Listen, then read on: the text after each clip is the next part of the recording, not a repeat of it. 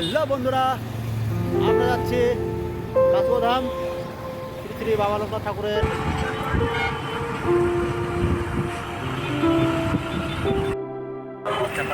তাদের কাছে আমরা ক্ষমা চাই।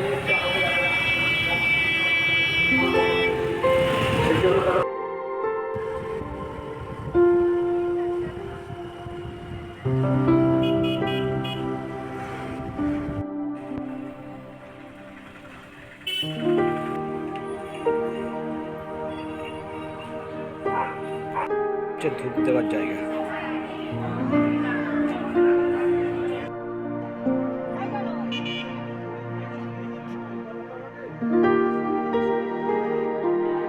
এটা একটা মন্দির, প্লাস এদিকে হচ্ছে দুধপুকুর, দেখা যাচ্ছে দুধপুকুর।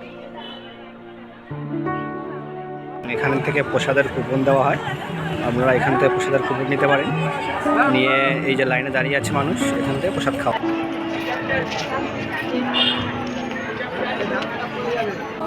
এটা হচ্ছে প্রসাদ খাওয়ার জায়গা। এই যে মানুষ লাইন ধরনের প্রসাদ খাওয়ার জন্য, প্রসাদ নেওয়ার জন্য লাইনে দাঁড়িয়ে।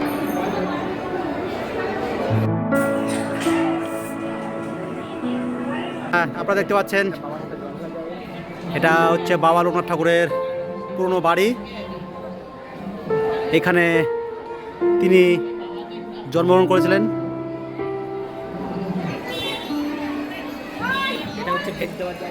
এইটা হচ্ছে মেইন মন্দির, আপনারা দেখতে পাচ্ছেন। দেখুন, আসুন আপনাদের ঘুরে ঘুরে সব কিছু দেখাই। আসুন আমরা শুনে নেই আমার দোস্ত কল্পতরু মণ্ডলের কাছ থেকে শ্রী শ্রী বাবা ঠাকুরের জন্মভূমি সম্পর্কে কয়েকটি কথা। এই যে এটা হচ্ছে দুধপুকুর, হ্যাঁ, সামনে পুকুর রয়েছে। আচ্ছা, এখান থেকে জল নিয়ে তারপর কি করা হয়? বাবার মূর্তি আছে, আচ্ছা, বাবার বেলা হয়, হ্যাঁ, বাবার স্তম্ভ বানানো আছে, আচ্ছা, সেখানে জল ঢালানো হয়। হুম। দেখে দাও, এখন মন্দিরের গেট সব 12টা পর্যন্ত পুজো হয়, তারপর আবার 3টে থেকে আবার ওপেনিং হয়, আবার রাত 8টা পর্যন্ত খোলা থাকে। আপনারা দেখতে পাচ্ছেন এখানে সবাই স্নান করে জল নিয়ে বাবা লোকনাথ ঠাকুরের মাথায় জল ঢালা হয়। এটা হচ্ছে কি পুকুর এটাকে বলে? দুধ পুকুর। এই যে লেখা আছে দুধ পুকুর। আপনাদের কুপন দেখাচ্ছি, দেখুন। আমরা প্রসাদ খাবো একটু পরেই। আমাদের কুপন দেখুন, আমরা কুপন কেটেছি 60 টাকার। বা লোকনাথ বাবার মহাপ্রসাদ মাধুকরী 60 রুপিস। আসুন,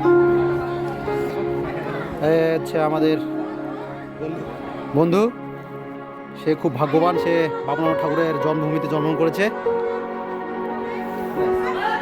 আসুন,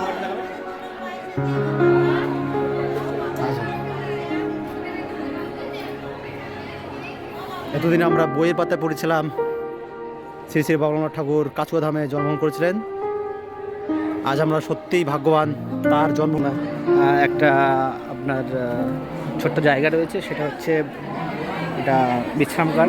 এটা এখানে যে মানুষ বিশ্রাম করছে, আর এখানে সবই তো মন্দিরটা বন্ধ আছে। এই যে দেখা যাচ্ছে মন্দিরটা। এখানে একটা দোকান, একদম খুব সুন্দর মূর্তি।